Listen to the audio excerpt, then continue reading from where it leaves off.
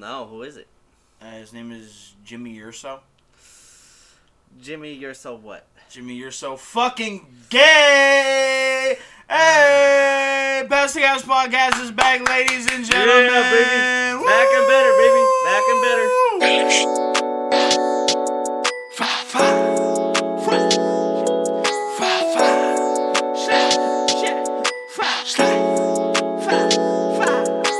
Slade and Rigo chillin', yeah, we finna pass the gas. Chop it up at anything and then we pass the gas. Take a fucking blinker, then we finna pass the gas. We gon' keep it real like every day, like pass the gas.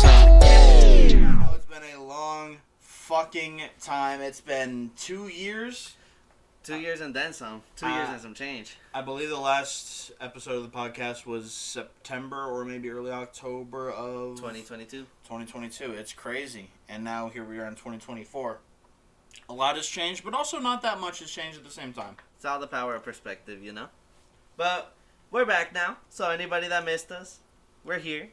And we love y'all. We hope y'all love us. And we're here to stay this time. That's a fact. You know what I'm saying? And during this 2-year long hiatus, a lot of things have happened. Yeah, we took a hiatus, but society didn't. Where do we even get started, man? I mean, I feel like one of the craziest things that happened, like almost immediately after our final episode, that we had no idea was around the corner at all, is Kanye doing Kanye things, but to an insane degree. I think we know what to blame now, though. Motherfuckers on nitrous, bro. Yeah. That galaxy gas. He on that Joker gas, man. That's some wild shit. Don't put this man in the Batman universe, because he's going to be one of the fiends of Gotham just roaming around. Shit, it's some wild shit. Pretty sad, but it is what it is, you know. Sad, his music's still good, at least. Yeah. Cardi, the motherfucker cannot stop changing voices. This dude is like, he's got like some kind of vocal BPD or something. He's like changing vocal personalities every other song. Last time we heard Cardi, well, we didn't, because he wasn't dropping. Well, now that he is. Last time in we 2 was years. Last time we was hearing Cardi, he was still on that kind of like higher pitch kind of stuff. We heard like snippets of like a deep voice kind of thing, but now he's like fully into it. Our goat's going bald, but we won't discuss that. It's AI. It's all fake news. We won't discuss that. I've heard a lot of people make the comparisons that deep voice Cardi sounds like a frog. I will not confirm or deny those allegations. I do love deep voice Cardi, but I will not confirm or deny those allegations. That's crazy. I mean, who doesn't like frogs? I mean, you ever go out to a lake and you hear the croak of frogs? It's cool.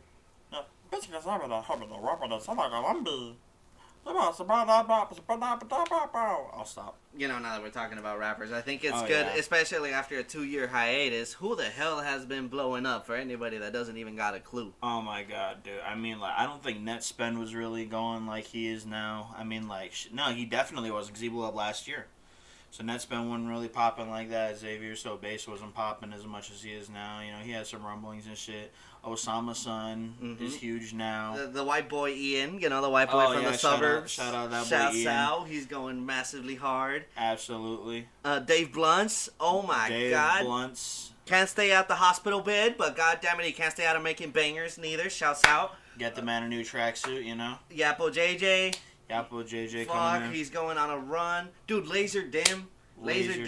Man, he's so fucking great. He's awesome. I mean, just a Nardwuar interview is proof enough of just the great guy he is. And his music is bangers. He's got something for everyone, man. He's one of those characters that, like, even if you're not a huge fan of his music, you can appreciate, like, his energy and his... just the way his mannerisms and the way he talks and shit like that. He's genuinely just a good person. Beneath it all, you can tell he just wants to chill, man. Absolutely. He's cool. I don't think Molly Santana was really around at that point in time, but she's killing shit. Yeah, to be honest, that's a name I hadn't even heard of, like, at all until recently by you. And, like, she slaps. She's really good. I'm really surprised I haven't heard from her before, and I'm kind of disappointed in me for that. Shay was around, but he's a good artist now. You know, because like back in like 2021, he was going by like Shay Romani. He was in the same lane as like Midwest and Baby Santana and all them, and like he was like fine. He took his time, you know, and his time has paid off. Now he like by the time we're recording this a few weeks ago, he dropped his album Say So Says, which is my album of the year, I think, next to the Pluto album, which we'll get to. Most definitely. I think that's a good rundown, you know? Like, shit, if there's any more, we'll definitely make sure to cover them in the future, but... Yeah. Shouts out to all of them. You guys are doing great. Keep it up, please. We're in a drought. Speaking of drought, speaking of dry ass music, Travis Scott dropped Utopia. Oh yeah, the fucking whole lot of mid, dog. We are not Utopia lovers over here at the Pass the Gas podcast. I hate to tell you. Oh, I love to tell you. Actually, we do not fuck with that album, dude. Yeah, it was wildly all over the place. It really wasn't it. I liked Fiend because of Cardi, but I also like I Know. That's a good little song. I wish Gunna was on it. And then what is it? New Jam, Modern Jam. You like that song? No. Okay, I was gonna say I did not. No, I don't. Yo, that's another rapper that blew up. Tizo Touchdown. Oh. I'm not a Tizo Touchdown fan. He's 33 years old. I think. Wait, let me double check here. We gotta get this slander right. 31. He's 31. Tizo Touchdown is 31. Tizo Touchdown is 31. Tizo Touchdown is 31. Tizo Touchdown is a 31-year-old man. He is a grown adult man. Let them know. You know, and while we were talking about Travis saying, you know, the whole lot of me that was Utopia, you bite me, kiss my ass, reply in the comments, fuck you. Fuck yeah. Days before mid. I feel like a lot of people really were pushing this agenda that it needed to be number one over, you know, the modern pop star of the year. Keeping it a buck. And coming from a guy that, like, if Travis Scott does a good song, he does a good song. Obviously, I think, some good songs. Astro World was freaking amazing. I got the vinyl right here. Yeah, he's got classics, on classics, you know, Rodeo, obviously, too. You know, it's put on a pedestal for a reason. But, let's keep it a buck, people. Days Before Rodeo was Travis trying to get in his element, and while he had bangers on that freaking project, a lot of it was just kind of It was it was something there, and he made something out of it. Thankfully, I mean, look how big he is. But I mean, the project did good enough. It's a re-release of a 10-year-old mixtape, people, and it got number 2 on the fucking Billboard Top 100, and people are mad somehow. Do you know how big? Yeah. Do you know how big of a position you need to be in to even like? Let me just re-release this shit. Fuck it. And now, because Travis Scott fans are fucking bitter and angry and jealous assholes, they're now, like, going out like Sabrina Carpenter for outselling them. Which, okay, to be fair, Sabrina did, when the sales battle was going on, Sabrina Carpenter did go on Twitter and say, like, this one's for Nikki. But, like, that's funny. Everything's for a game in the sales battle, dog. Exactly. Like, it is what it is. And, like, she deserves it. This is, like, her big, like, she's, like, the big pop girly right now. That's her big album. Look. Obviously, it's going to do better than a fucking mid-ass mixtape that came out a decade. I couldn't agree more with what you said, by the way. That tape is mid. Look, anybody that knows me personally, I can tell you right now. I'm sorry? I was just saying, like, there's some good songs, but, like, you know. Yeah, what I was going to say about Sabrina Carpenter, I am not a pop song guy. Okay? I am not going to put my life out there for you know, I am not getting in my car and bumping pop music and all of that shit, but I mean, let's be realistic here. She's as big as she is for a reason, because she does good pop music. And it's pop music for a fucking reason. And it's obviously going to be the fucking... the fact that a 10-year-old mixtape put this much of a fight... I mean, Sabrina was, like, going through it, man. She was, like, pulling all the fucking tactics. It was a battle, man. Yeah, man. That shit was genuinely crazy. And that, you know, I don't mean that as any slander to Travis. If anything, it's the opposite. Like, look how big this guy is. He didn't... Like, that says a lot that it did as well as it did. You know, it doesn't need to be number one. The fact that it did that good, that's crazy. And talking about more people that take forever to fucking drop any music. Cardi. He finally dropped All Red, ladies and gentlemen. He fucking, oh my god, the internet went into a rave for like a week straight, bro. Mm-hmm. Anywhere you went, it was just all red. All warranted, by the way, thank God. Keep it coming, Cardi. Please drop some more music. That shit was amazing. I'm kind of bummed out about the fact that this song got as big as it was. Even Cardi himself was going around, and for good reason. It's fucking amazing. There's still no damn music video at the time I was recording this. No, there's just a visualizer. Yeah. I think there might be a music video coming because Cardi did post on a story a tweet of someone in Atlanta that said that he was bringing Cardi out to the hood for the All Right video, so I think that might be coming. That's gonna be an upcoming classic for sure, man. Well, not only did Cardi drop All Right, but he also dropped a string of like 6 singles from late 2023 to now. You know, he dropped Different Day in 2024. Hood by Air, man. Hood by Air, amazing song. Motherfucking. Backrooms with Travis Scott.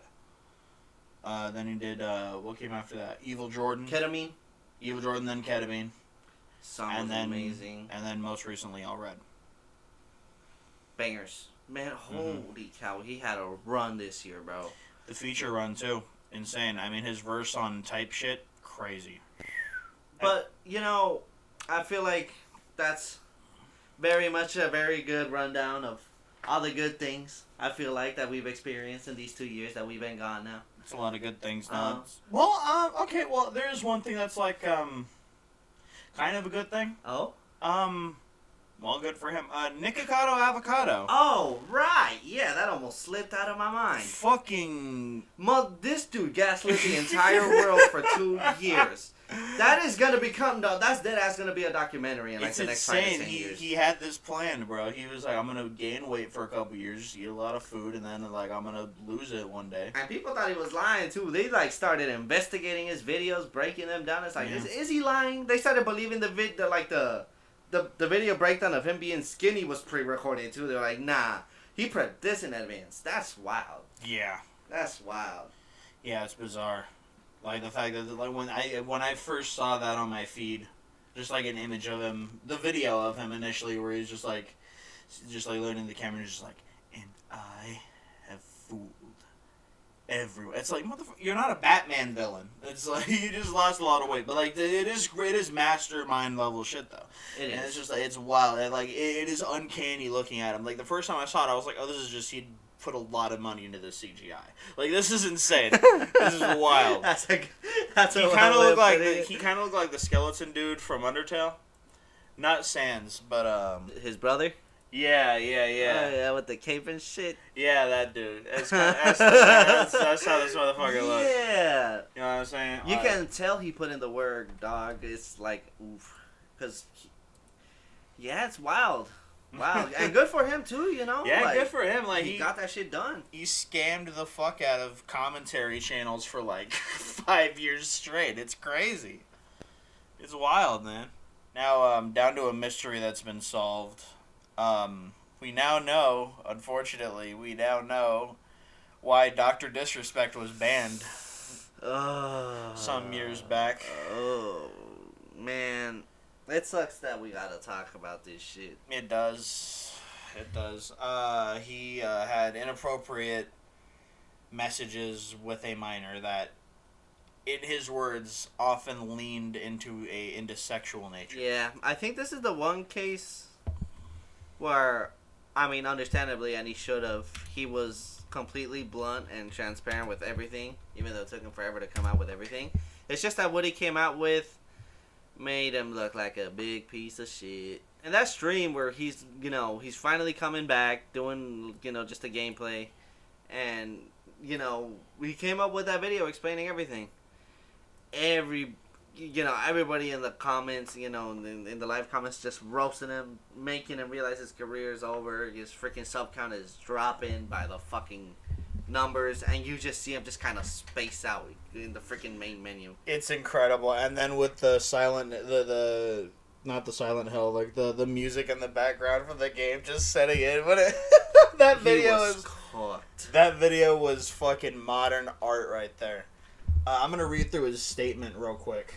The Twitch ban. Hello. I'd like to make a quick statement. Let's cut the fucking bullshit. As you know, there's no filter with me. I've always been upfront and real with you guys on anything that I can be upfront about. And I'm always willing to accept responsibility, which is why I'm here now. First and foremost, I do want to apologize to everyone in my community as well as blah, blah, blah, blah, blah, blah, blah, blah. A lot of people have been left in the dark about what happened yesterday with Midnight Society and I. And we made the painful decision collectively to have me step down our team, blah, blah, blah, blah, blah, blah. Everyone has been wanting to know why I was banned from Twitch, but for reasons outside of my control, I was not allowed to say anything for the last several years. Now that 2 former Twitch employees have publicly disclosed accusations, I can now tell you my side of the story regarding the ban. Were there Twitch whisper messages with an individual minor back in 2017? The answer is yes. Lock him up! That's all the evidence you need, buddy. Dun, dun, dun, dun, dun. Executive producer Dick Wolf. Were there real intentions behind these messages? The answer is absolutely yes. No, I'm kidding. He said absolutely not. That would be crazy though if he just said absolutely yes. He was like, "Oh, I was trying." That would be awful. Anyway, were there real intentions behind these messages? The answer is absolutely not. These were casual, mutual conversations with a minor that sometimes leaned too much into the direction of being inappropriate, but nothing more. Nothing illegal happened. No pictures were shared. No crimes were committed. That's debatable. I never even met the individual. I went through a lengthy arbitrary process. Whatever, dude. I just want to highlight one little fuck up, okay? He says these were casual, mutual conversations, right? But if they're casual, mutual conversations, which, by the way, I need to break this down. This dude is saying he was having casual and mutual conversations. Nothing illegal happened, right? But if they were casual and mutual, how the fuck were they leaning too much into the fucking appropriate? Who's having a casual who's having a casual conversation and making it inappropriate, especially constantly? Those are not casual conversations. Do you go to a bus stop, get on the bus, go up to the bus driver, and have a casual conversation with him where you're like, "Hello, can I suck your wee-wee?" I don't think that's a casual conversation. I think that's you sexually getting onto the fucking bus driver. That's not a casual conversation.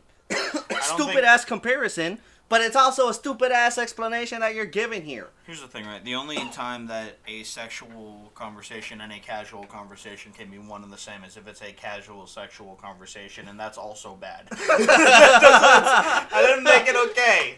Sorry, Dr. Disrespect, but I hold no respect for you no more. It's in your name. Yeah. So fuck you, buddy. The fucking dungeon with him. Another person who has been exposed for inappropriate things with a minor.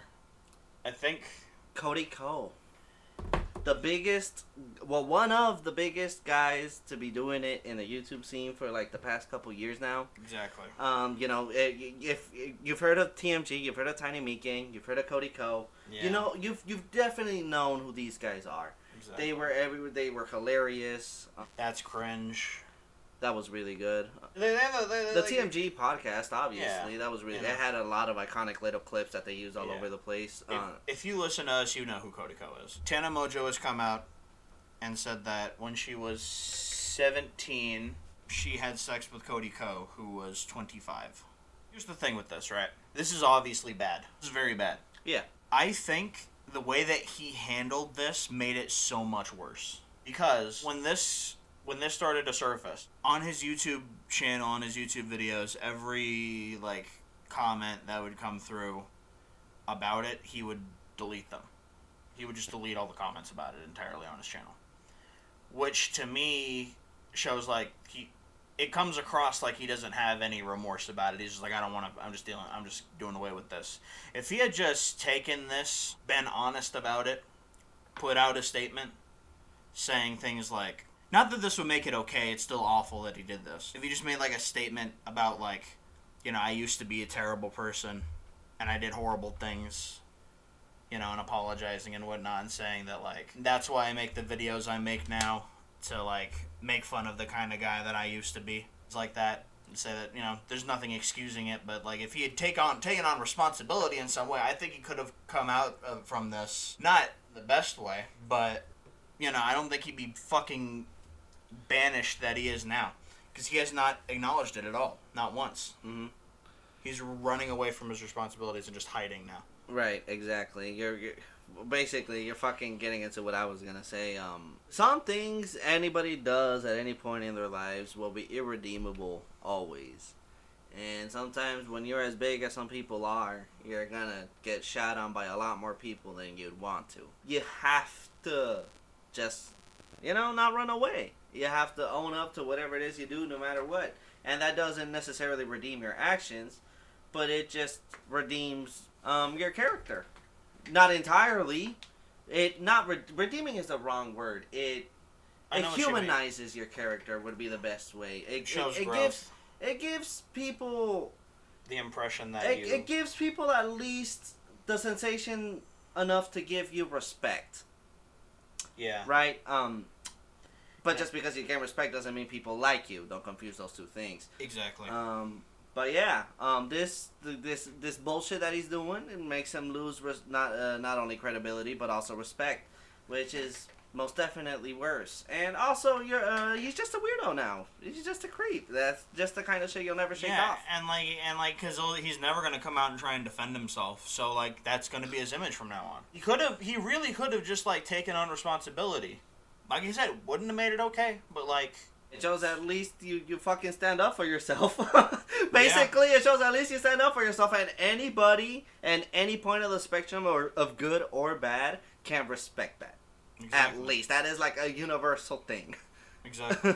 But none of those beat the biggest of all. The biggest menace of Gotham City. The one and only.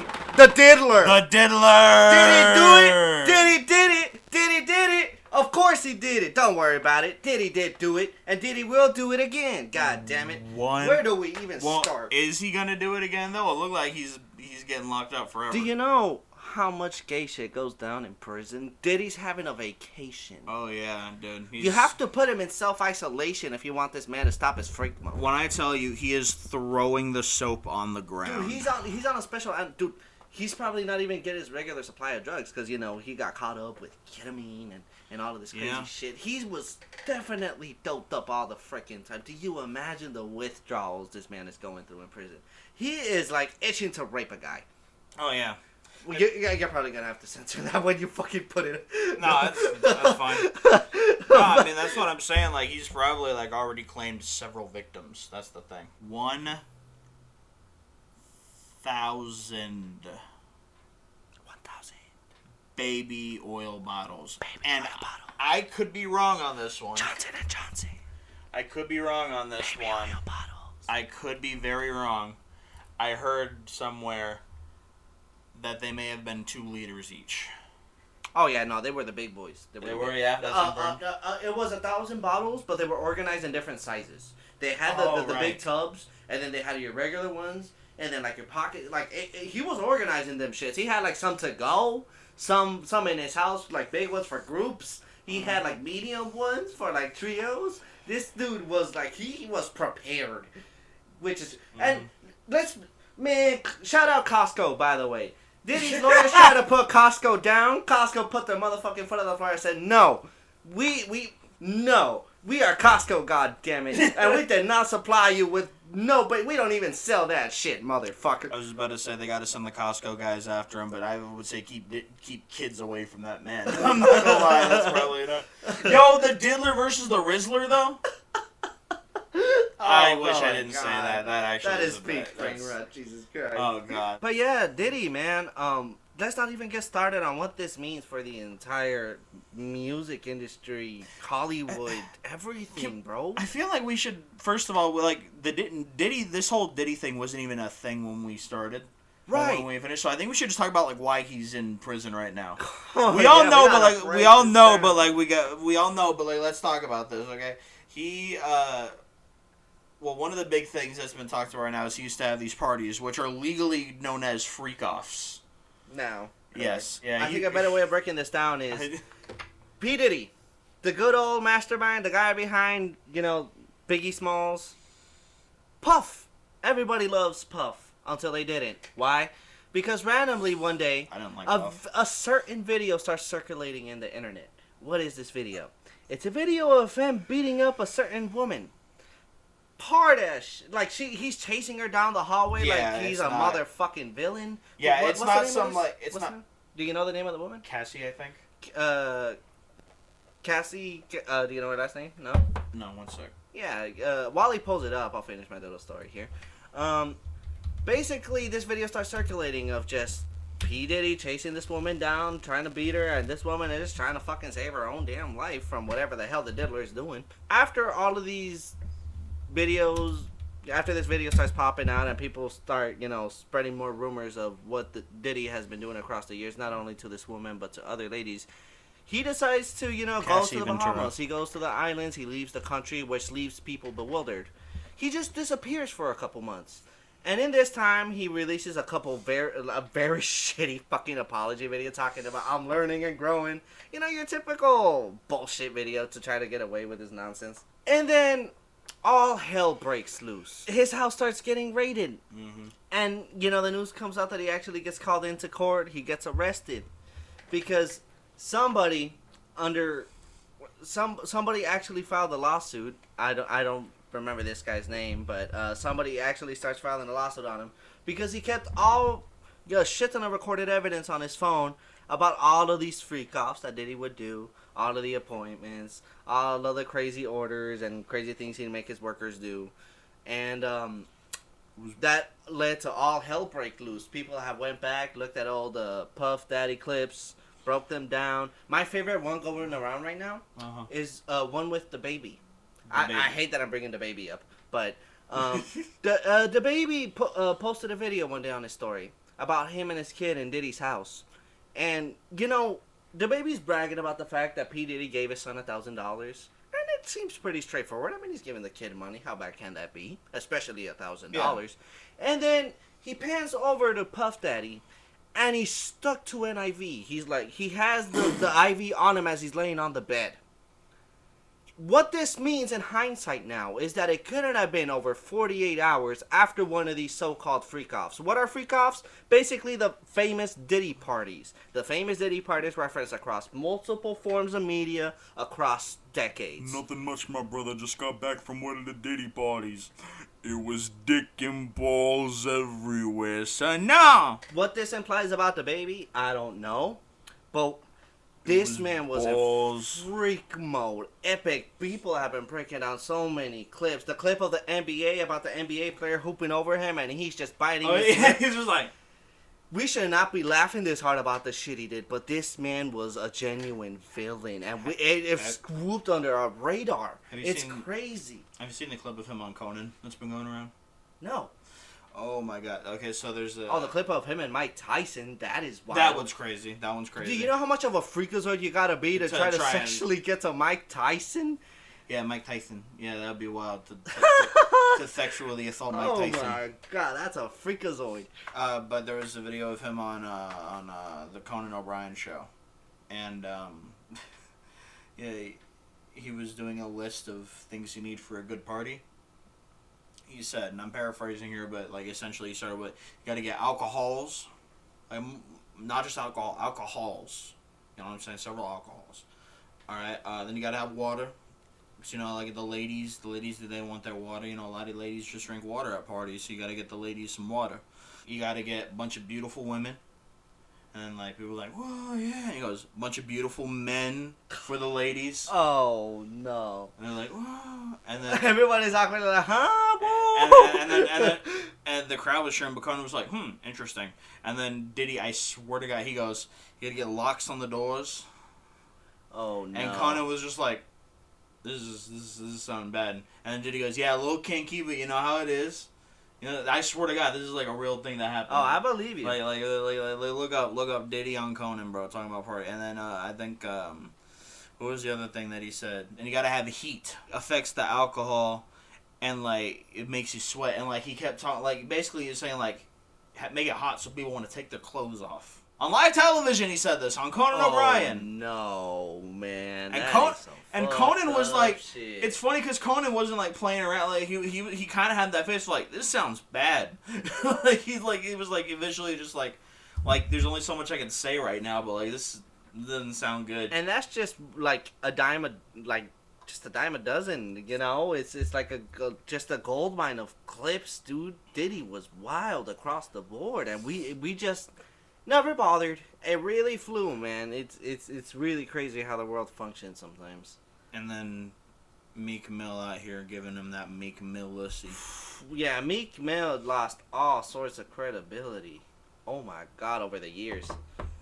Did you hear I assume you heard the audio sex tape that came out, right? Yes. Alright, guys. Here's my impression of the Meek Mill Diddy sex tape audio. Do you need to do a recreation of this audio? Yes. All right. I'll sit this one through. Shit.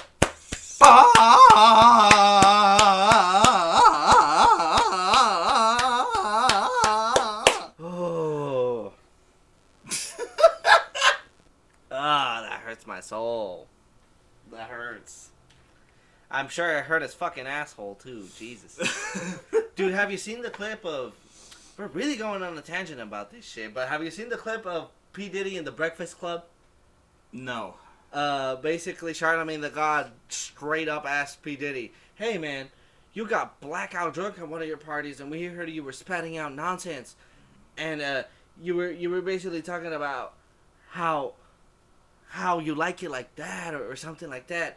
And Diddy's trying to brush it off. He's like, oh man, I don't care. Like, I say a lot of crazy shit, man. It'd be wild like that. And Charlamagne the God is like, well, I got the clip right here. I can play it for you. And P. Diddy's like, sure, go ahead, play the clip. All innocently. And then the clip plays. I won't reenact it, but I'll give a narration. You hear fucking shit breaking in the background, and you hear a guy scrambling, grasping for something to grab on, and he's just moaning, doing his thing, just in pain, groaning. And then you hear P. Diddy just going, "Oh, daddy, I like it when you scramble and break for shit like that." What? And then P. Diddy just looks dead at Charlamagne, and he's like, "Hey, man." Just bewildered because they got his ass. And it flew under everybody's radar. That's insane.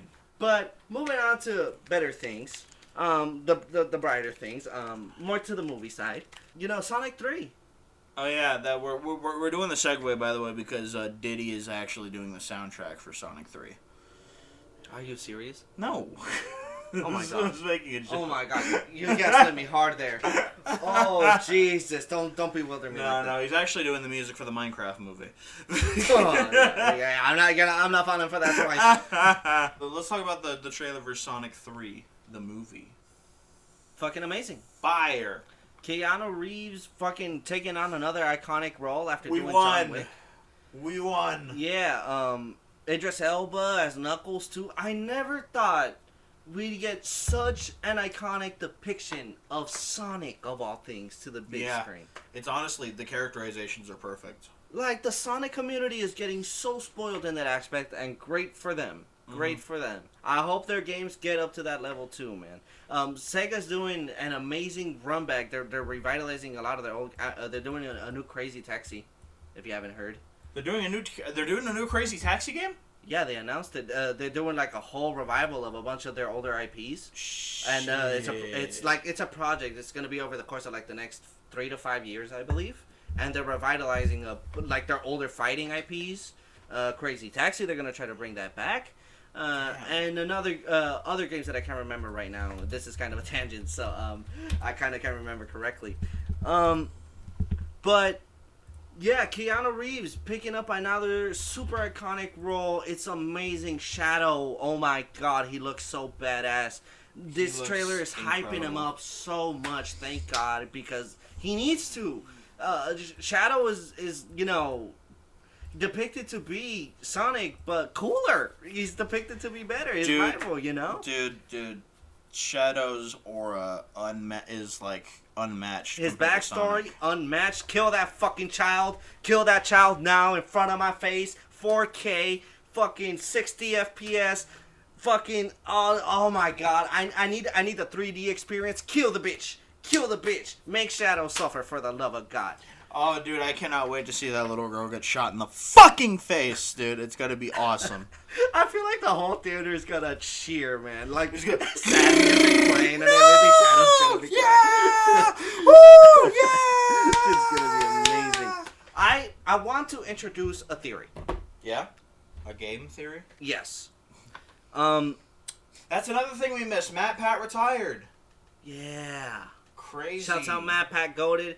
One of the few YouTubers to leave the scene and not be a fucking pedophile. Shouts out, oh my god, the fucking goat. But I want to introduce this theory as the supersonic theory. Okay. Jim Carrey coming back and reprising a role for the third time in a row, which has never been seen before by a man of his caliber. Oh my god, and such an iconic role. Couldn't have. Oh my, we're so blessed. This is like one of the few instances where this timeline is like the best at something, and that is Jim Carrey being motherfucking Dr. Eggman. He is awesome. I mean, he's a little fatter. He's fatter in this one too. I love how like they're building his live action character from the beginning. They're building it up across the movies to really depict more accurately his video game animated side, which is wonderful. It's so good. And don't get me started on that. Going back to the theory. But obviously Shadow's back now. Yes. And what is Shadow's whole stake? He's the perfect being. He controls chaos. He has chaos control. He can control the Chaos Emeralds. But funnily enough, that is also Sonic's whole shtick.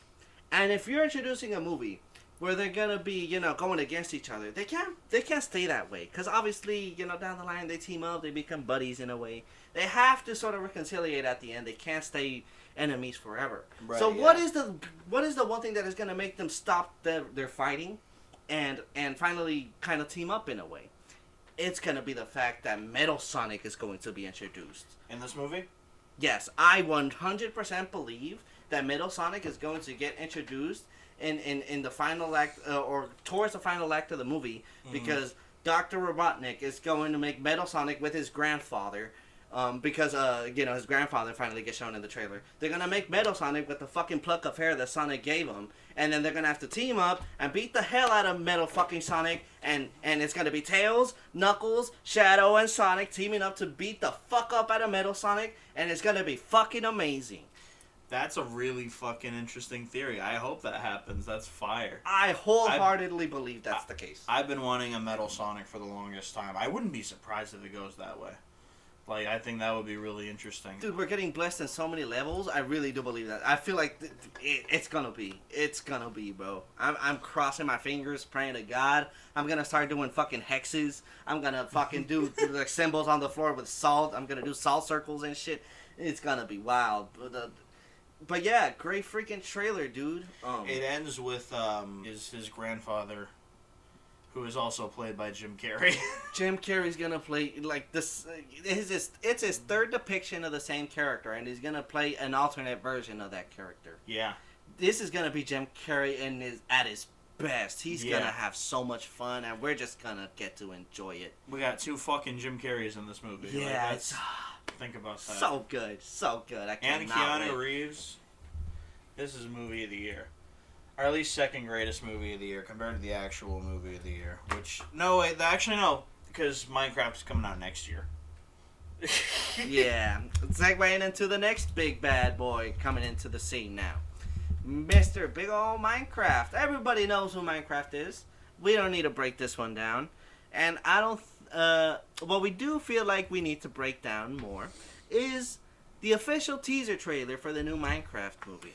What is upsetting about this trailer is that I like a lot of elements of it aesthetically, but I also hate a lot of elements of it aesthetically. I will say, before we decided to discuss this in the podcast, I had seen this trailer before, and I was, on the boat of everybody else that it was just complete shit.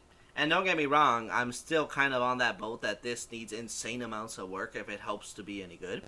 But when you sat down and told me, hey, if you get rid of like the actual people in this, it's not that bad. It's really like like if you genuinely take the green screened people and like just take them out and look at the background, like look at the aesthetic of it is a really good interpretation of Minecraft in live action. What I will say, what I thought was really cool, and in an alternate reality where this could have happened, I would have probably cried seeing a movie like that happen.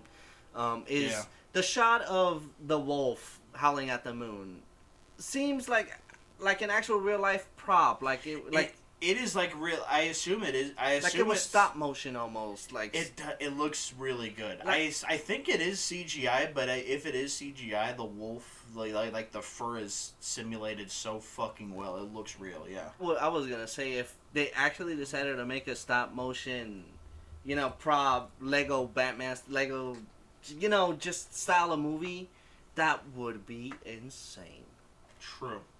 It just got me thinking down that route. I even am willing to defend to an extent the really ugly depictions of the sheep and the llama, because it is. I think what a lot of people are missing is that it is intentionally gross and dumb looking. It's not supposed to be cute it's supposed to be ugly on purpose to be funny. It's a retarded sheep. Exactly. Exactly. It's a retarded sheep, and it looks great. Same thing with the llama. It looks like so dumb looking, and it's funny and it's cute. Regardless of that, the live action cast totally fucking sucks, and they need a whole redo. And I hate to say this about Jack Black and Jason Momoa, because they're great actors.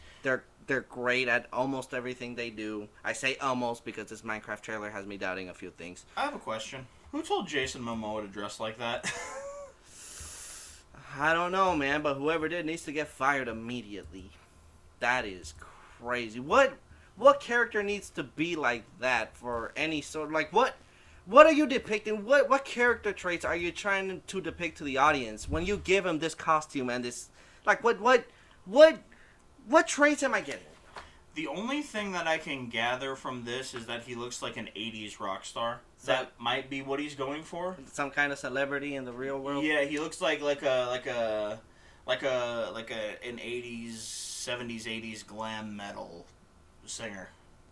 That's kind of like the vibe of his fit. Then you got some kid in a red hoodie. I forget the name of this actress, but I'm a big fan of her. She's really good. I believe she's in Peacemaker. Danielle Brooks is really good. She's in Peacemaker and The Suicide Squad. She's in this. I don't blame any of the actors in this, honestly. I think that the green screen, writing, and it does not look like they're in the same plane of existence when they're against that CG background. This movie's probably going to be bad because the writing is really bad. The acting is all right, I guess, but it's just it doesn't seem like much to write home about. Yeah, I will see it, but I am terrified. Yeah, I think I'm on that same boat, buddy. We'll cover it on the podcast when it comes out. We'll see the movie. Yep. But moving on to more video game related things now, since we brought up Minecraft. I think a good topic of conversation would be Game of the Year. With I think 2024 has had a pretty good resurgence of games. I think there's been a handful of games that I can mention that are definitely runner-ups and have made a name for themselves this year that deserve to be warranted. Let me just start off with Astro Bot, which is definitely something nobody expected. Great game. They even decided to compare it to the such iconic games like Super Mario Galaxy.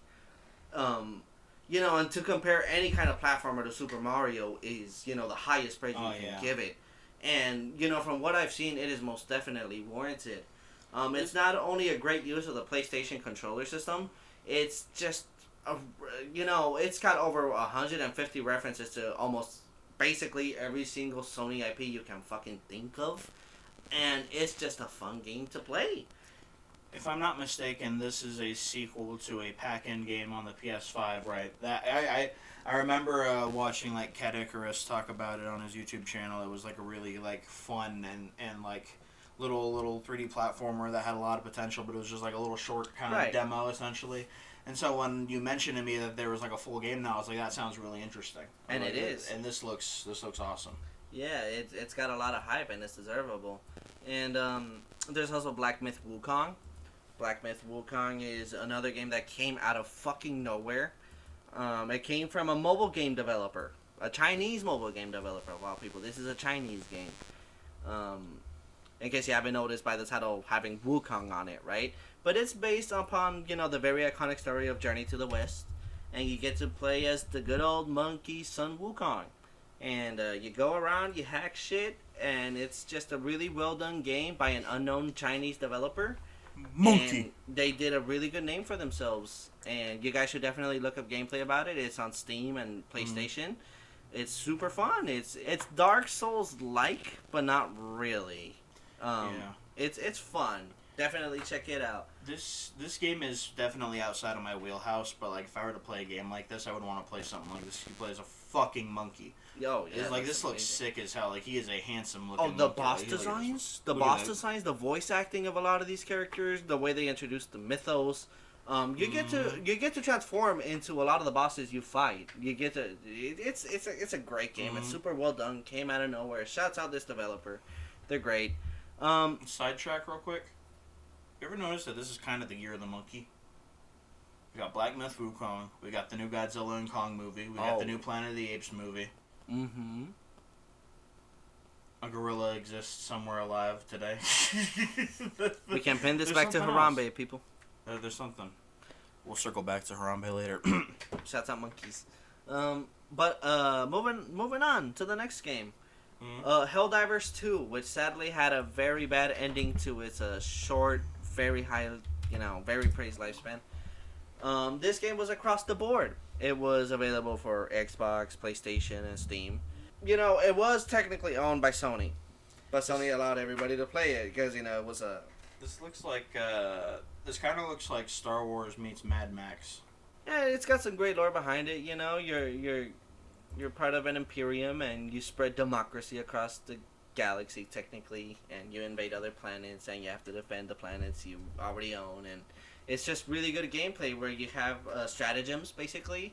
There are these D-pad commands that you do to that send these special relays to this orbital ship you come into that you can upgrade to, and it just does these really crazy group attacks, missiles from the sky, explosives, and it's just a nice bit of gameplay that just spices up everything. It's a nice bit of strategy and all of that, and it had a great run going for it. It took over everywhere. You couldn't go on TikTok, Instagram, YouTube, anywhere without seeing something about it, until Sony decided to pull the stupidest decision of their lives.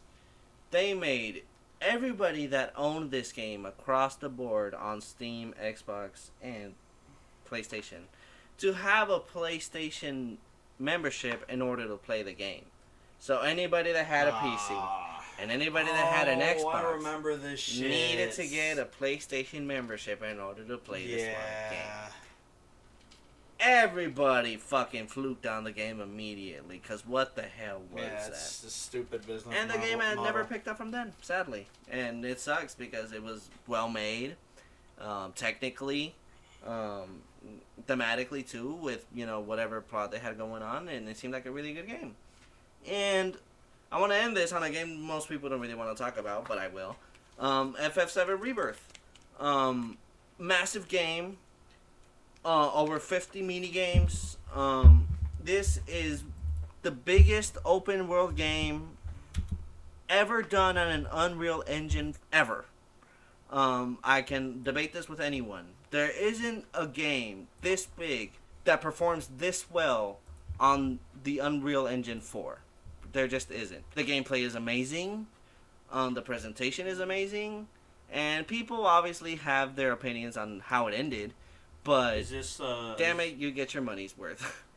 Is this like a sequel to? It's a sequel to this is part of the remake trilogy. Right. For the people that don't know, they're remaking the original FF7 into 3 games, and this is the second installment. The first installment was just called Remake, released in 2020.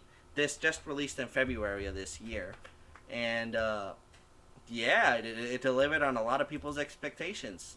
And I believe it will perform very well in the Game Awards in every single aspect. I think the music was amazing. The gameplay was amazing. A lot of the story elements were really good. Questionably, there are some decisions that can be criticized. But it's definitely runner-up, and it deserves it. Yeah, this game looks awesome, honestly. Like, a lot of the games that you mentioned are definitely out of my wheelhouse, including this one, but, like, this, like, aesthetically looks beautiful. Yo, is that boy Sephiroth? Yeah, a lot of the actual, like, map locations, too. Like, oh my god. Now, look at this shot. Right here. Of Junon. Wow. Yeah, you see the big old freaking cannon that it shoots out. Is that Minecraft? But yeah, great, man. I'm really hyped about the Game of the Year, convention at the Game Awards. The Game Awards at the end of this year, and we'll see what happens. Talk about it on the pod when it happens. For sure. Moving on to future album. So before we say our opinions on this, I just want to say I've learned that apparently on Twitter and whatnot, this is like a controversial album. Like, I've seen very mixed opinions on this album. I don't know why. Some people say that it's his best album in a long time. Some people say it's his best album ever. Some people say it's his worst album ever. Some people say it's his worst album in a long time. Some people say it's his best album in a long time. I fall in the latter. I think this is a really fucking good album. There weren't really any misses for me. I beg to differ. I think there's two very specific misses. I'm gonna address them. Yeah.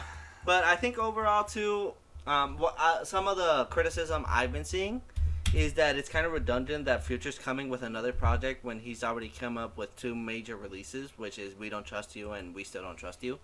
And also, I think part of the reason why people didn't take to this one is because the title of it, called Mixtape Pluto, and the way it was marketed led people to think that this is going to be like him, like on his like 2015 mixtape shit. And he is on a couple tracks, but not really the whole thing. Yeah, it's I mean, for the love of God, this guy is doing this. It's 17 tracks, no feature. I think that's enough Mixtape Pluto we can fucking get. Yeah. The fact that he even carried this album, I mean, a lot of people I don't know why, are saying that he didn't carry as good as he did. I think this album was great, and I think besides the songs MJ and what was the other one? Plutoski. I think Plutoski was just mid at best, and MJ was complete shit. Let's take it. But in a 17-track project where you have no features and you just got yourself... Let's take it track by track real quick. Sure, yeah. I decided to write notes as I freaking went through it the first time I heard it, because why not? So, I will say, right off the beginning... I think the first three tracks are fucking hard. Yeah, he starts off on me. The fact that he just starts off with a Godfather intro. Oh, yeah. Godfather reference. Those it insists upon itself. Kick in, bro. It insists upon itself. That's why I don't like this album. It insists upon itself always. It was amazing. He comes in heavy for the first three songs. Mm. Ocean, oh my god, that's so tough. That freaking sample, whatever the hell is going on in the background, is freaking amazing. Press the button. By the way, I feel like we should mention, by the way, when we heard the album for the first time, we listened to it together. So we was like experiencing it like in the same vicinity and whatnot. And Press the button got us by off guard a bit. Because he comes in really weird. And then it clicks and he just goes full force. He presses the song in the song Press the Button.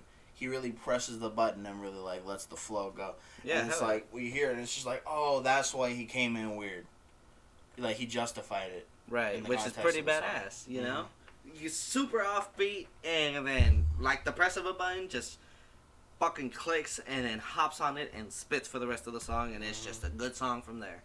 Let's talk about briefly. Let's discuss the two songs that we disagree on.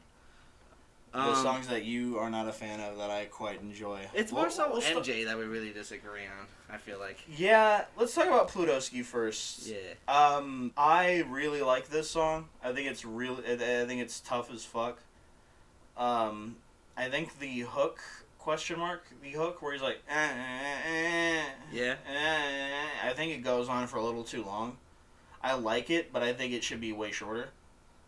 Mm-hmm. But overall, I really like this song. I think it's hard as hell. I think the beat to Pluto Ski was really well done and pretty straightforward. If it would have been Future on his normal kind of shit, it would have been just your certified banger. But I just find it really hard to like the kind of bullshit he was on here. Like, don't get me wrong. I mean, if you've heard King's Dead, and you know me, then you know I fucking love it when Future's on his just random nonsense bullshit sometimes, when he's just spinning bullshit in the studio. But this is one of those few instances where I find it hard to justify it, honestly. By the way, Kids Take Over Instagram account posted about this song and how, like, it was controversial, and someone commented on the post saying he's doing a Lucky impression, and Lucky replied to that comment saying that means he's doing an impression of himself. Oh man, how fucking roundabout is that? That's crazy, man. Full circle. And the other song, this is similar in vibe. MJ.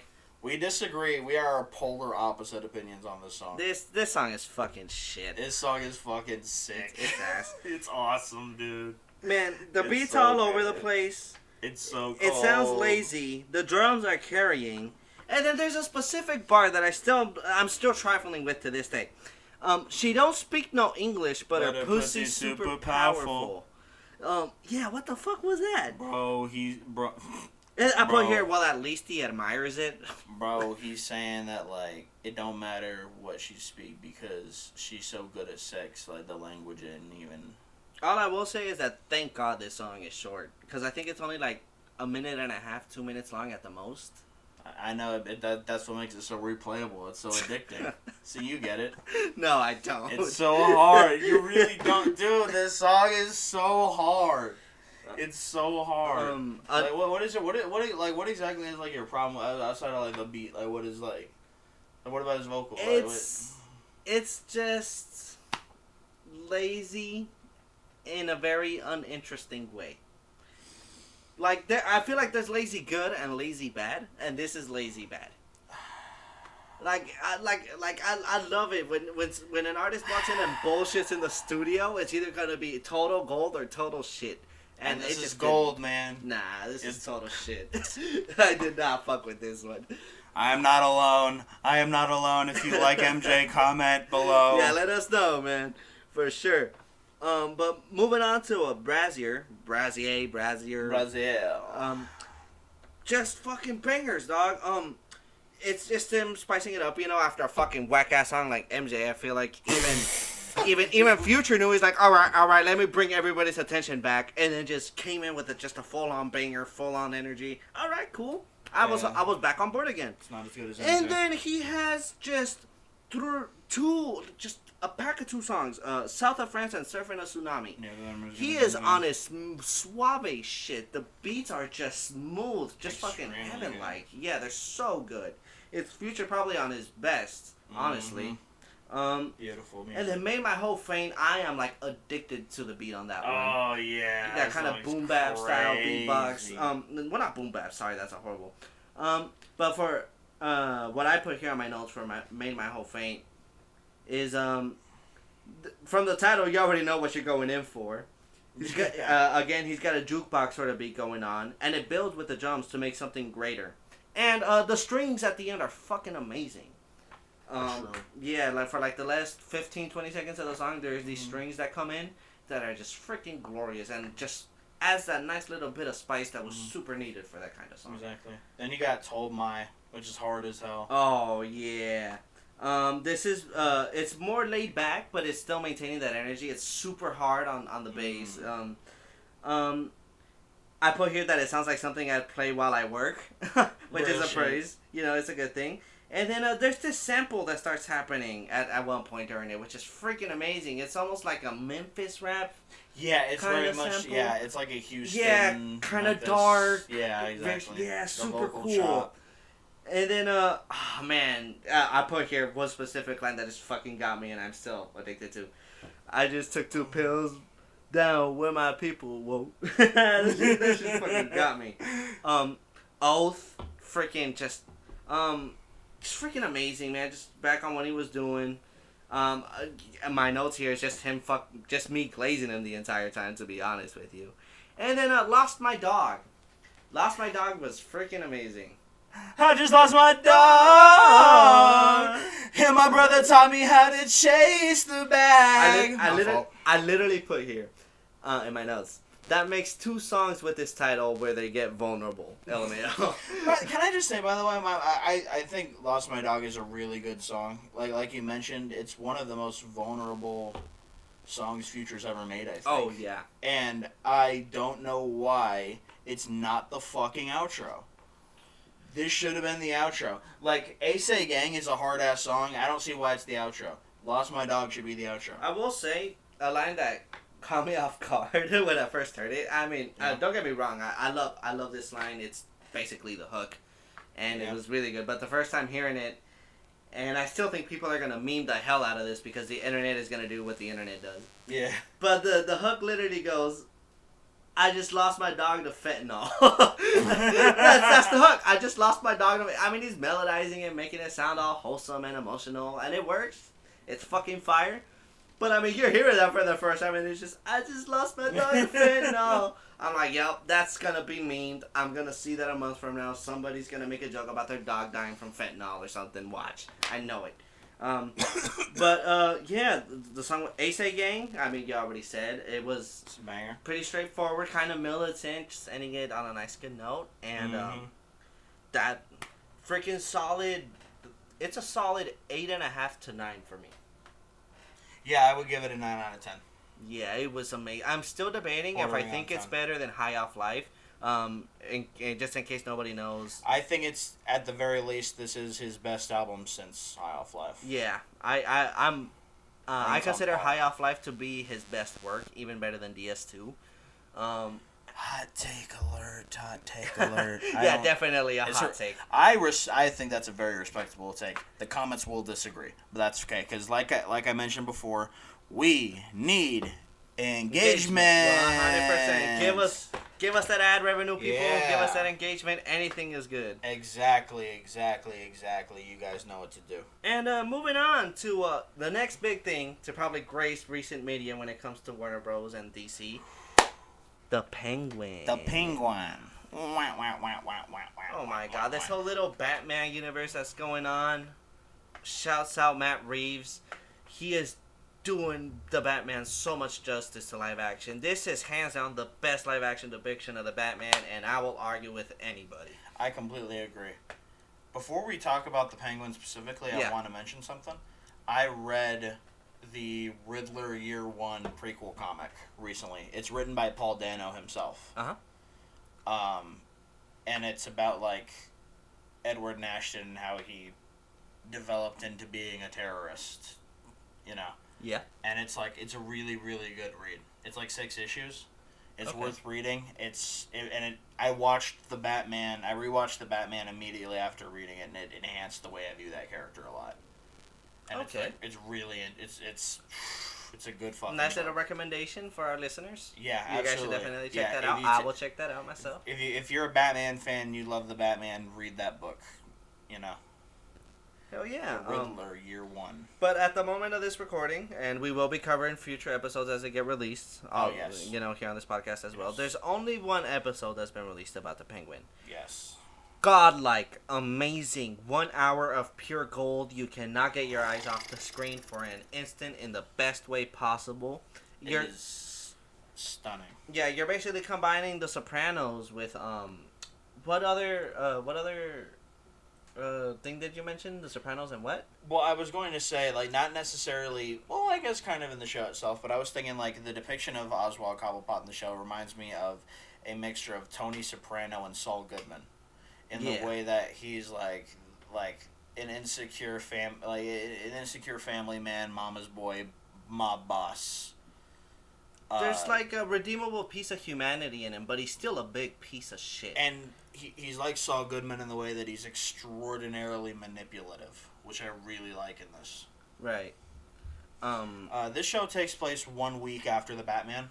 Right. The Batman ends on November 6th, and from what I can gather, this episode starts on November 13th. Right, which, by the way, I just want to say, the way the first episode starts with, the news, the news reporters kind of explaining, you know, the whole flood happening at the end of the Batman movie. Yeah. Kind of paneling into the Penguin looking out into the distance with you know, the music and everything. It's such a great film technique of not only hyping the viewer into, like, what's about to happen, but giving them the background that they need. Exactly. Yeah, it's just, you're nailing two birds with one stone so effectively. Shout out Matt Reeves. Jesus fucking Christ. Yeah. I mean, you could just break down that opening and just finding ways to engage your audience from the get-go. I mean, just what a way of doing it. So well done. Oh, yeah, don't get me started on the Penguin's facial scars, too. Just the way he looks. Oh, my God. The way they make the lighting look and the camera angles, the way they pan on his face, really gives him that Penguin look, you know? He's got that triangular nose look and shit. And, they give him his waddle, too. The makeup and prosthetics on his face are incredible. And what's interesting about his waddle is that you find out at one point in the episode he takes his shoe off and you see he has a club foot. Right. And that's why he waddles. And I looked into it, a club foot is something that's very easy to fix in surgery. And he has the money to do something like that. But his mom never got it fixed on him when he was a kid because him living with it and enduring with it, she felt showed power and character. Which is, like, fucked up and beautiful in so many ways. Jesus Christ. What blew my mind about this show, because I don't know if he was in the trailers or not, is that the show opens with fucking Alberto Falcone. The Penguin is looking through Carmine Falcone's stash to find some jewels.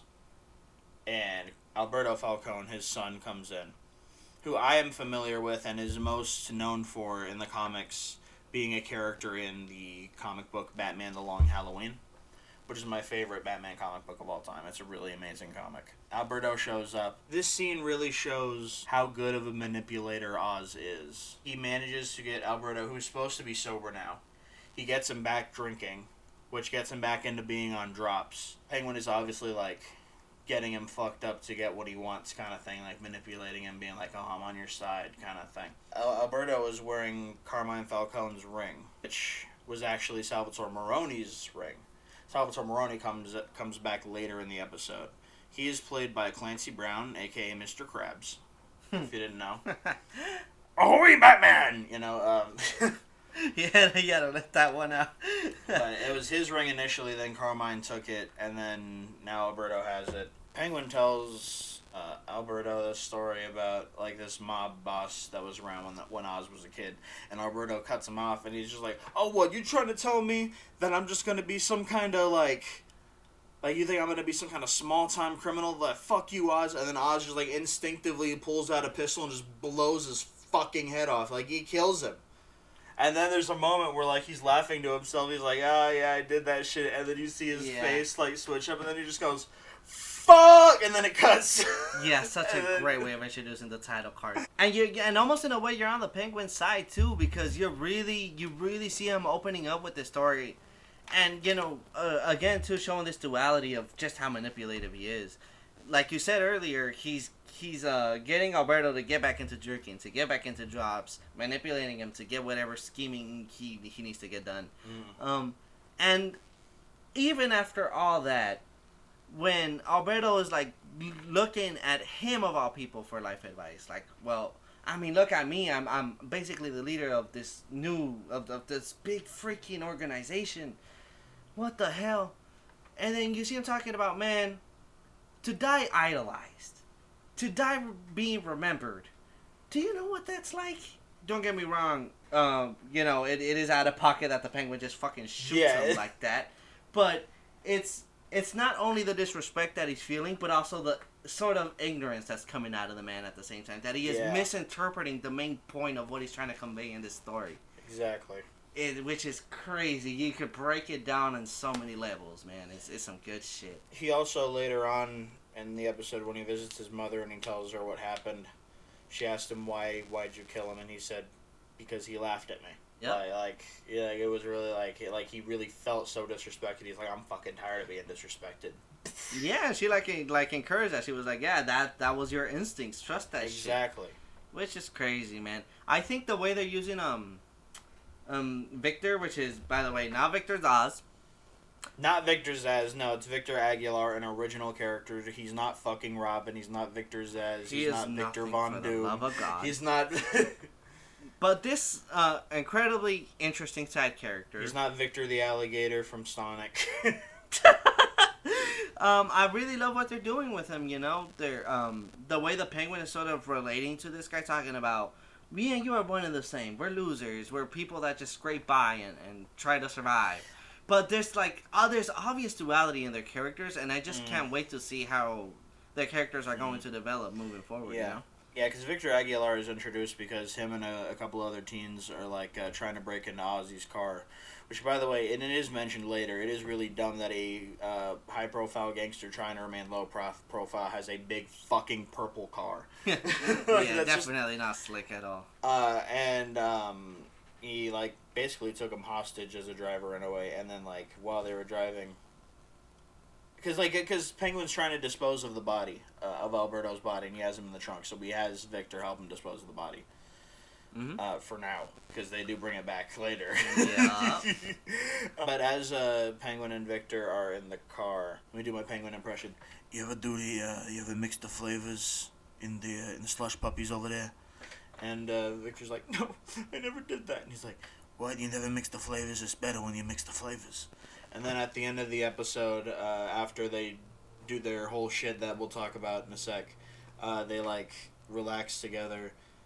They celebrate by mixing flavors at the slush puppies at the corner store, and then Victor, and then he's like, yeah, I told you mixing flavors is the best, and he's like, yeah, it's good, and he's like, nah, it's the best.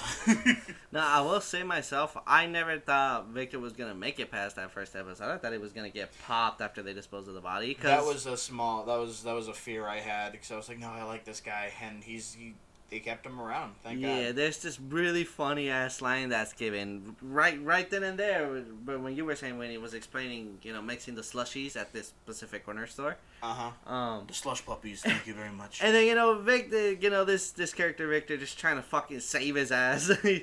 Because after the Penguin explains it, he's like, oh well, it's too bad. You'll never get to try it. And then Victor's like, well, I would like to try it one day. That would be great. And I'm just laughing my ass. I'm thinking to myself, he's getting popped. Thankfully, he didn't. Yeah, I'm glad he's sticking around. I think that he's gonna be like this series version of like a Christopher from The Sopranos or Jesse from Breaking Bad, like a younger companion character. That definitely develops a difference with the main character. It's gonna be amazing. I can't wait. And then one day he goes crazy and shaves his head and starts carving in his body and becomes Victor Zsasz. That is called peak writing, you guys. And then Sometimes I'm happy the fans don't write any of these freaking shows or movies. The fan films are nice. I like them, but let's keep them fan films. I don't think they should actually. Not to say that fans, because obviously Matt Reeves is a Batman fan, right? But try not to write it from a fan perspective of just wanting fan service forward stuff. Fan service forward stuff. That was a bit of a tongue twister. By the way, I don't think Oz was ever actually going to kill Victor. Every time that he threatens him initially, I think he was just provoking him to get him. His fucked up sense of humor. Exactly. Yeah. I think he was provoking him to get him to do what he wanted. But I don't think, even if he said no, I'm not gonna. I think he would have just been like, "What if get the fuck out of here?" I don't think he would have actually killed him. He would have He would have hit him, but I don't think. He'd have been like, "I know who the fuck you are." Listen, Victor Aguilar, I know who you are. You're a young Victor Zsasz, according to Twitter. I hope you understand. Sophia. Yeah, Sophia Corleone. Oh, Sophia Falcone. I said Corleone. I'm thinking Godfather. Corleone is the Godfather. Yeah. But it insists upon itself. By the way, I do not like the Penguin, guys. It insists upon itself. Thank you, Peter Griffin. Get the fuck out of here. Sorry, Peter Griffin took over my mic for a second. That was my bad. But yeah, Brian. Her character in this episode, she's supposed to be coming out of the Arkham Asylum, so she's kind of a bit of she's got that background of being a bit off the rails. But yeah, you can definitely tell that she's gonna be the big bad that the Penguin is gonna have to be dealing with. She is fucking terrifying. Oh yeah. She's awesome. Yeah, she's got a hard ass stare that she be doing, dog. That'd be scaring me. Yeah, I want to say I can fix her, but I can't. But yeah, the whole point of her is that she's going around, obviously trying to investigate the death of her brother, and she's not stupid. She may be crazy, but god damn it, she's not stupid. And she decides to question the one man that might have some answers, which is the Penguin, because the Penguin's he decided to get a bit cocky with himself. He walks up to his boss, and he starts talking about, yeah, I've heard about this shipment. Because before he pops the fuck out of Alberto, he was having a conversation with him, while he was drugging him up. He was trying to get this info out of him about a special kind of shipment with a special kind of drug that it will take over Gotham. And this is the new thing. You got to get in on it.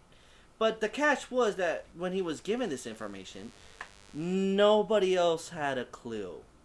Just him. Just Alberto. But, the Penguin not knowing that, and him popping Alberto, he thought, well, I could get away with this. Let me just get in on the scheme. Well, he kind of gave away the fact that he shouldn't have known that. And so Sophia goes to question him. What the hell did you do with my brother? And that's when we get introduced to probably the best part of how scheming and conniving fucking just Oswald is. In this big moment where she's questioning him, what did you do with my brother? Did you kill him? What the fuck? Like you were there. I sent people to investigate. In which he's butt-ass naked, by the way. Oh, yeah, he's butt-ass naked. Just in case you don't have that visual, he's butt-ass fucking naked. In a great-ass sequence where she's talking about how they always stripped her naked in the Arkham Asylum, reduced her to a thing. Great little sequence. You can see the Penguin freaking the fuck out. He has no clue what to do. He's cornered. And then his scheming comes to full fruition when a car comes blasting in through the freaking wall. And obviously, Sophia goes to investigate. Cinder block on the gas pedal. Yep. And in the trunk, Alberto Falcone's fucking dead body. Yep. And his ring finger's gone. Yeah. And yeah, the fucking Penguin got off the hook after that one. That motherfucker schemed that shit to perfection. We're gonna cover every episode as they come out over the coming weeks. Amazing shit. Can't wait to see more from this universe. Shout out Matt Reeves once again. Shout out Colin Farrell. Best depiction of the Penguin ever. Absolutely. Sophia Falcone looks extremely menacing, and I can't wait what her and Victor have to bring to this new story. And yeah, shit's gonna be awesome, man. What I will say, you mentioned that this is the best version of Penguin we've ever seen, and I agree. But I will say that I just realized the Penguin is one of the few Batman villains where I feel like there's never been a bad depiction of him. Like in the 60s, he was played by Burgess Meredith, who was like great for the 60s Batman show. Danny DeVito in Batman Returns was really good in his own fucked up, weird kind of way. Right. And then, this guy. this guy. Colin Farrell, he's like taking it in like a very serious and psychological direction. I think it's amazing. But, it just kind of hit me that like we haven't really had a bad version of Penguin live action, I don't think. Yeah, that's a good thing, man. Penguin fans have had it good over the years. Extra, read all about it. 11 news stories coming at ya. Weird news stories, folks. What do we got? You guys buckle up. This is very serious. We are not fucking playing. I'll let you stay on point here, okay? Stay fucking lock in. Peep game and lock in. Kentucky woman claims Kanye West telepathically told her to steal car with child inside. Oh my god. This is very recently. I assume you've heard this one, right? Yeah, dude, this was very fucking serious. Oh my god. See, Kanye, this is what happens when you do too much fucking nitrous. You start communicating telepathically. This is why you're starting to believe you're Jesus. That's the thing. That's what happens when you do all that galaxy gas, man. On the other hand, he might be Kevin Gates. I mean, if he's doing shit telepathically, what's stopping him from turning on a car with his bare hands? Shout out Kevin Gates. They'll speak nothing of this. Which do you think is more believable? The Kevin Gates story or this? Kevin Gates. You think that's more believable? Kevin Gates. I could see it, maybe. Like a freak accident, maybe? Yeah, some, like cosmic convenience of multiple little events that cause him to, put his hands on the battery in a particular way that just made it turn on. Like during a full moon on leap year type shit? Yeah, super micro coincidence, dude. Yeah, this is just, absurd. Absolutely. Like, all jokes aside, it is nice seeing a big headline with Kanye involved where he didn't do anything wrong. For once. Like, it's just like, oh, I hear Kanye, and then it's like, what the fuck did he do this time? I mean, it also sucks that it has to be fucking wild enough to include fucking telepathy. Yeah, it is wild. It is wild. You have to go that far to make him say he didn't do it, which, I mean, what did he do? By the way, he did it. I just want to point out an interesting thing real quick. Telepathy versus telepathy. Telepathy is phone sex. No, it's a joke. Telepathy. Oh my god, I just got that. I'm slow as shit. Alright. Next up. What do we got? What's the news? What's the ne's? Extra, read all about it. Ohio police ask for help finding thieves who stole entire bridge. What do you need a whole bridge for? Jesus. I don't know which question is more baffling to me. What do you need? What did they need it for, or how the fuck did they do it? I've seen videos of like a gang of people like dismantling radio towers. I never seen someone dismantle a fucking bridge. Also, of course, this happened in Ohio. Ah, yes, the best state to ever be, Ohio, baby. But yeah, I definitely wake up in the morning and think to myself, I definitely need a bridge. Someone first stole the deck boards and then came back for the rest of the structure, leaving police baffled. I'm imagining this is like a cartoon scenario. The cops show up and they're just like scratching their heads like, what the fuck? What happened here? This is so strange. You want to rate these, by the way? Like on a scale of like 1 to 5? I think on a professionalism level, like, I give this like a solid 8.5. This is like really well done. You could easily fool someone. 8.5 out of 10. Yeah. I'll give this 4.5 out of 5 stolen deck boards. And then what do we want to rank the first one? The Kanye one. I would rank that one 3.5 Galaxy gas canisters out of 5. That's a good one. I would say 7 out of 10 Jesus Christs. 7 out of 10 Jesus Christs? He thinks he's Jesus, I guess. When you say Jesus, like what form of Jesus? Do you mean like adult Jesus, baby Jesus, Jesus on the cross, living Jesus, Jesus holding a loaf of bread and a piece of fish? Like, any of them works. All of them. Super Mega Death Christ. I don't know. All right. Next up, extra. Read all about it. We got woman in sumo wrestler suit assaults ex-girlfriend who waved at man dressed as Snickers bar. Do you not like the chocolate men, woman? I like chocolate. Oh wait, no, fuck. Whoa. Pause. I like chocolate woman. I like chocolate. Ha! I like chocolate woman. I said I only started saying chocolate. I never said specifically what kind. So, chocolate woman. There, slightly dodged that bullet. I mean, hey, he came in clutch. You're not trying to get caught yet. But, a woman in a sumo wrestler suit assaulted her ex-girlfriend in a gay pub after she waved at a man dressed as a Snickers bar. Yep. That's just like, imagine that. Gotta be racist. I didn't even... Gotta be racist. I was thinking like it was just like a guy named Steve in a Snickers bar just being like, hey, I like your costume. And then she's like, boom! Just like fucking assaults. Which, by the way, if you find somebody dressed as a Snickers bar, that's genuinely hilarious and awesome. You should like thank them for that. That would make my day. You know, if I'm walking down the street, walking down the store, and somebody's just casually dressed as a Snickers bar, cool. I like how we're getting invested into this fake article. No, this is a real article. Oh, this is real. These are all real stories. I feel like you're gaslighting. No, these are all. Every single story that I chose here are all real stories. No. I made sure there were none. Sure. No, I don't know if Kanye West communicating telepathically is real. No. That the story about that is not that it happened. It's that the woman claimed that it happened. Oh. Yes. Holy shit. Yes. Damn. Yes. These are all real stories. I made sure there were no I am tripping so hard right now. I made sure there were none that are from like Clickhole or The Onion, like fake ones. These are all real stories that happened. I was out here acting like these were fake. Jesus. No, these are real. That is crazy work. I give this I give it 2.5 Snickers bars out of 5. I give it 7.5 Snicker bars out of 10. Detroit police. Man throws shoe with gun in it at cockroach. Bullet strikes him in foot. Oh, this is some Detroit shit right here. This is the most Detroit shit ever. I'm just imagining this is a cartoon as well. It's just like. What is the logic behind a man that does this? You have a gun. I guess just like.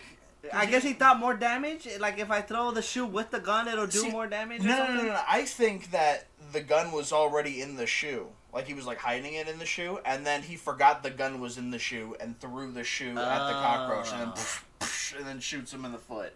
That's fucked.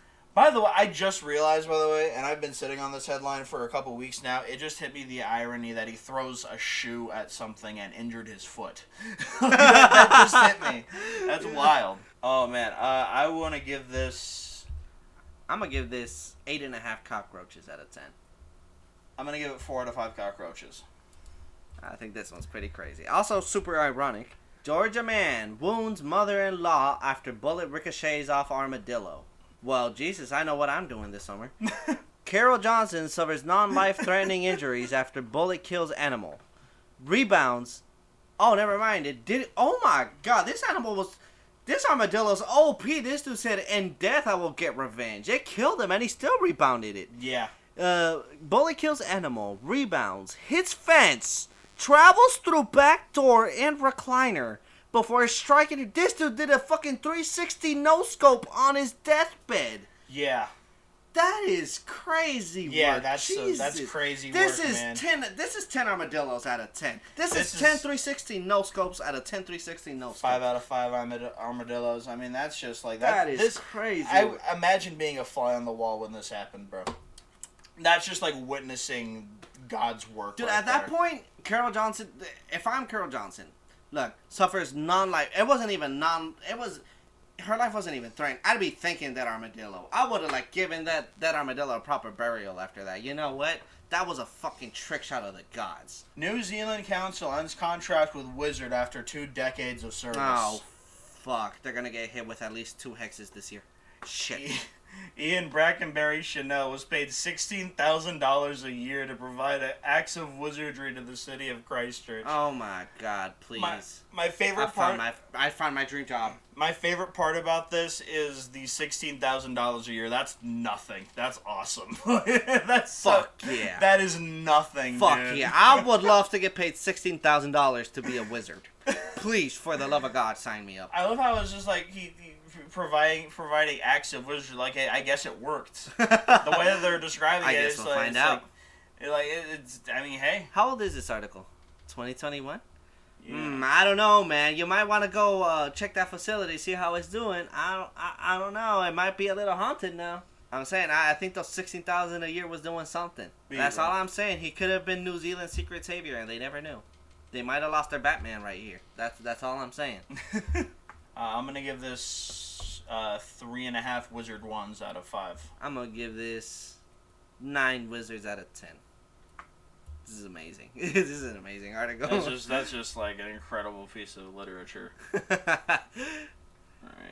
right. Next, what do we got? Extra. Read all about it. We got shit.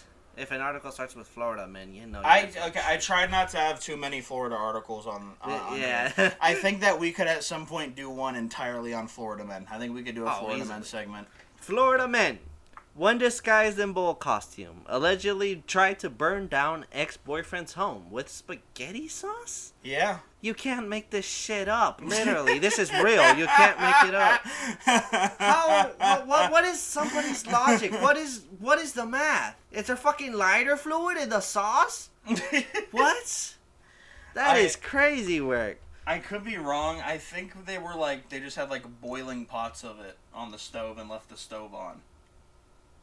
But I like the visual more of him just like leaving a trail of spaghetti sauce. Just let's throw spaghetti sauce. It's just like explosive like spaghetti sauce or something. Like Hansel and Gretel leave a trail of breadcrumbs just around the house. All right, it says Derek Irving, 36, and John Silva, 28, were arrested on March 13 after allegedly breaking into the home and stealing several items. The victim called 911 after being alerted by security cameras of motion being detected in the house. He said a towel had been placed over one of the cameras. Arriving deputies saw a red SUV leaving the area and conducted a stop.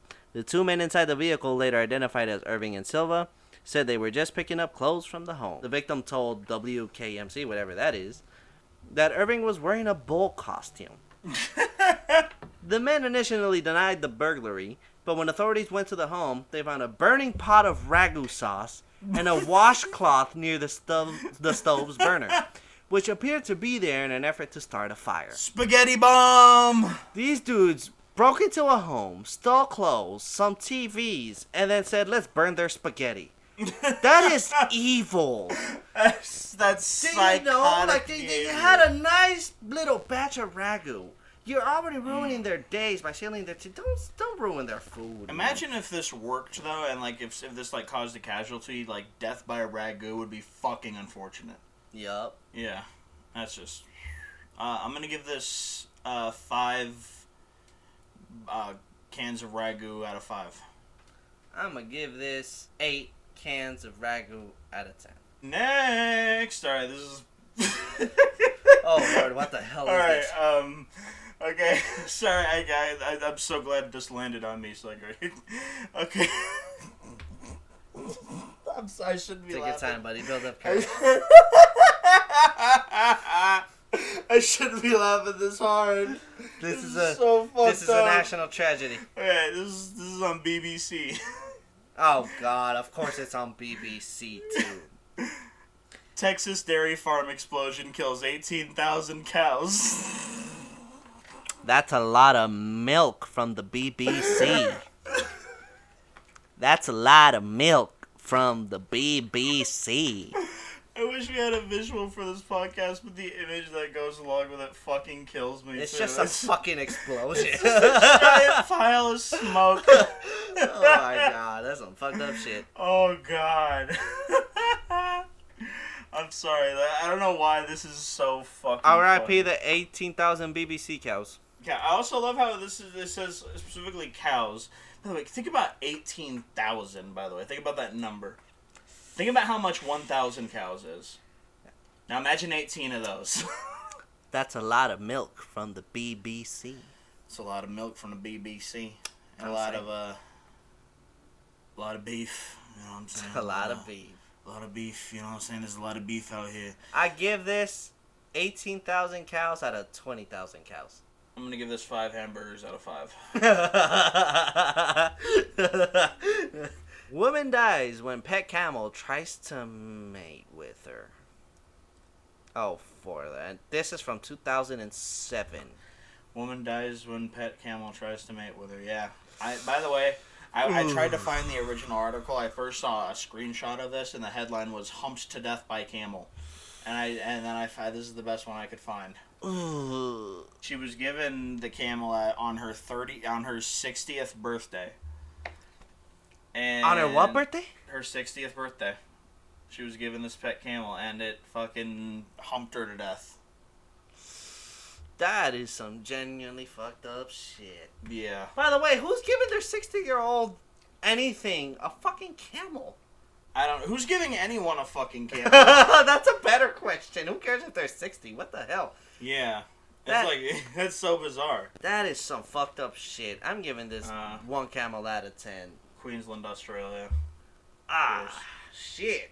Are camels legal to have as pets? You can own camels as pets. We may have to start a ranch. We may have Sounds like a plan. Pass the gas ranch. Pass the gas ranch. Yo, by the way, pass the ranch. Alright, bro. Yeah. That's already writing itself. Shit. Side tangent. If we were to start a farm or a zoo with like no repercussions, what animals would you put in that shit? Could I have orangutans? I would definitely have gorillas.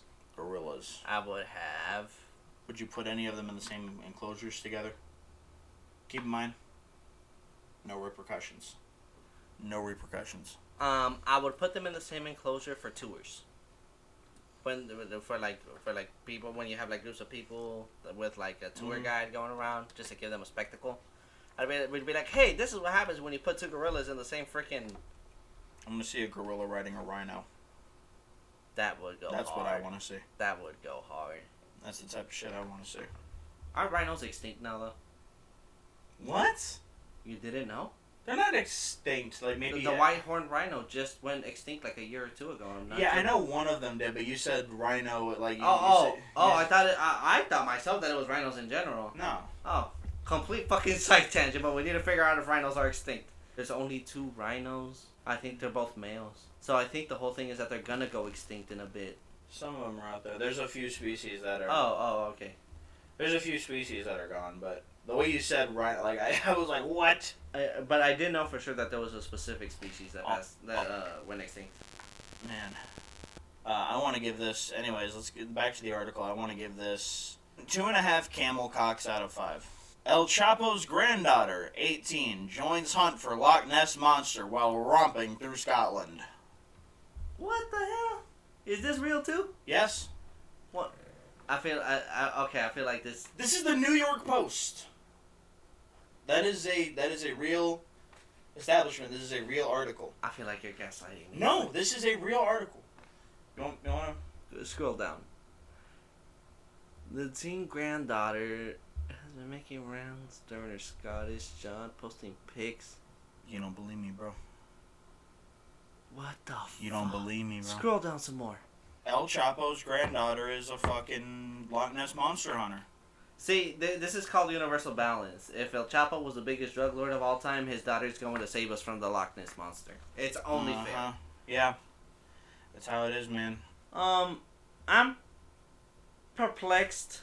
I'm still kind of wanting to believe this is fake, because this is legit, bro. You're looking at the article, man. This is real. Alright. I'm giving it 6 Chapos out of 10. I'm going to give this 4.5 bricks of cocaine out of 5. And finally, for the final extra, folks. You were right. We were going to bring up Harambe. Here we are, babies.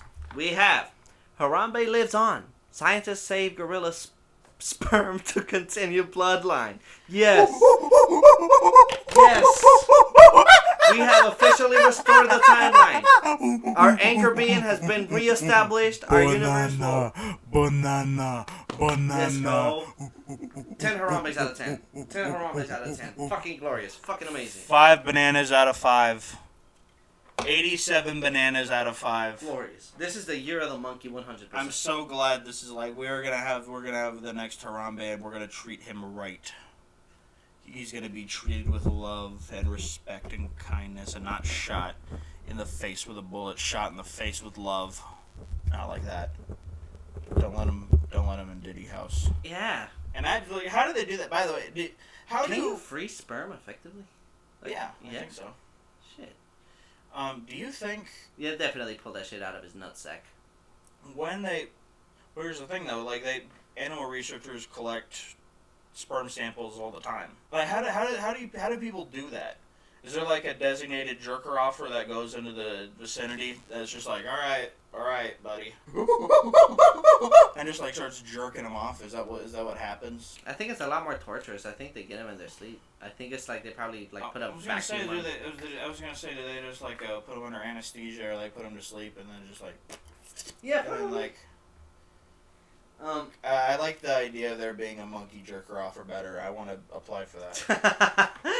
I would pay good money to do that. Like, do you think there was someone who jerked off Harambe and now lives in their heart knowing I jerked off Harambe?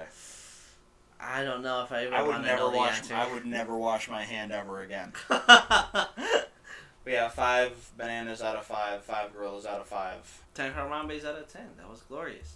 Speaking of gross shit, if you guys have been here since the first episode, you know that for the very first episode, we ended the podcast on a gross, disgusting story that I read on the internet that we did not know the validity of, if it was true or not. It was probably false, but it was hilarious and it was disgusting and it was vile. So I thought, for our comeback episode, we should also end this podcast with a fucking disgusting, vile, foul story that I can 100% verify really did happen. Oof. Waiting for a treat on this one. Rigo? Yes, sir? Are you aware of the 2004 Dave Matthews Band Chicago Bridge incident? No. Alright. On the evening of August 8th, 2004, do you know who the Dave Matthews Band is? At all? No. Alright, yeah, it's not really in either of our wheelhouses. They're a band, they're like a jam band from like the 90s and 2000s. They do like a lot of like folk rock kind of stuff. Like they're like pretty well respected. But the point is like they're like the epitome of being a white people band. You know what I mean? They're just like a chill white people band. It doesn't really matter that much who they are, but like just to paint a picture, it kind of makes it a little funnier. Let me actually just pull up a picture of them so you like get their vibe. Yeah, like, they're just a Caucasian band. Yeah, they just like they just make music, elevator music. Yeah, it's fine. It's just whatever. Yeah. On the evening of August 8th, 2004, the Dave Matthews Band tour bus was out and about, and the band was back at a hotel. The band was not on the bus, it was just the bus driver. Okay. Bus had a very full septic tank. Oh, God. The bus driver decided, instead of going and doing the thing he's supposed to do, go out to like a dumping ground. And dump all of that waste. Yeah. He said he was going to park on the side of the road. Of the side of the road and dump it into the Chicago River. What on God's green earth? Now, this is the crazy part, right? 800 pounds of human waste was dumped overboard that day. Now, this is already disgusting, right? This is already like... Don't tell me I got into people's houses. Well... It got into people's houses, did it? No, because, like, you keep in mind, like, cities here, bridge, water underneath the bridge. Huh? And he dumped over... It stinked up the whole city. Well, see, that's what that if he succeeded in what he was doing, that would have happened. It would have just, like, polluted the river like crazy. So I just want to commend the brave souls that were on the topless boat that was coming out from the other side of the bridge at the exact moment this happened. Oh, God.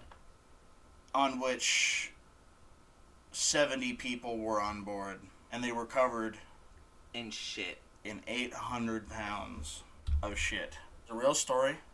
I'm not gaslighting. I got the Wikipedia page up right now. He's not joking, people. Dave Matthews Band Bus Incident on Wikipedia.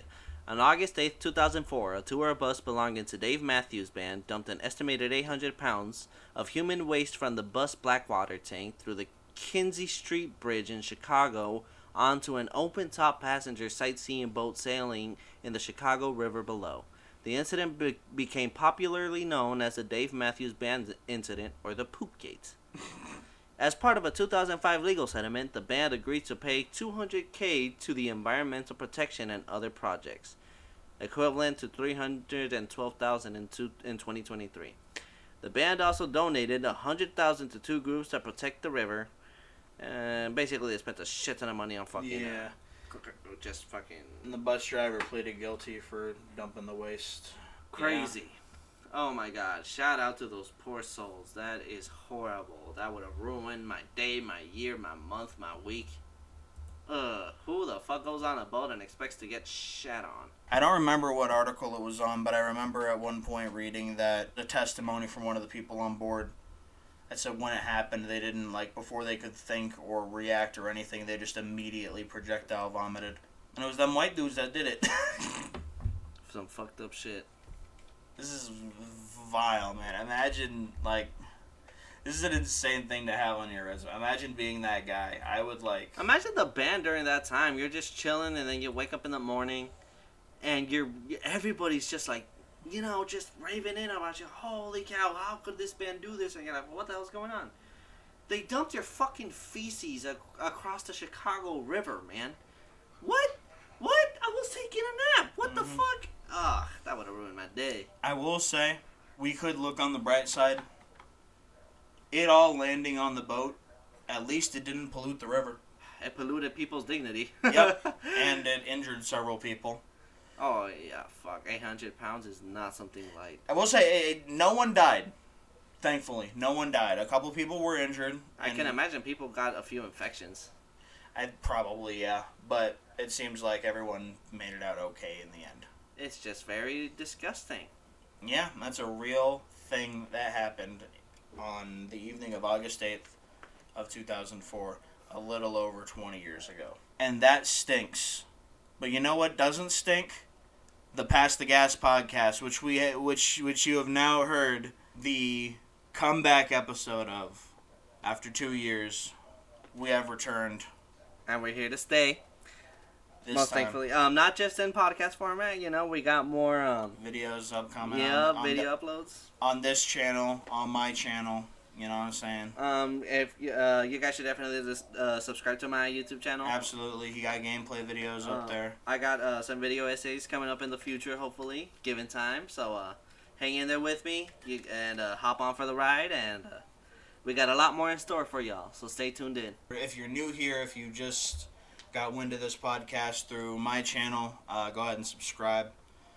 Let me know you're from there and whatnot. Comment absolutely anything, please. Exactly. We need engagement. We need engagement. We need engagement. 100%, please. And to anybody that made it to the end, thank you for listening to our yapping session. Absolutely. We appreciate it, and we hope you stick along. And we'll see you next week. Peace. Peace.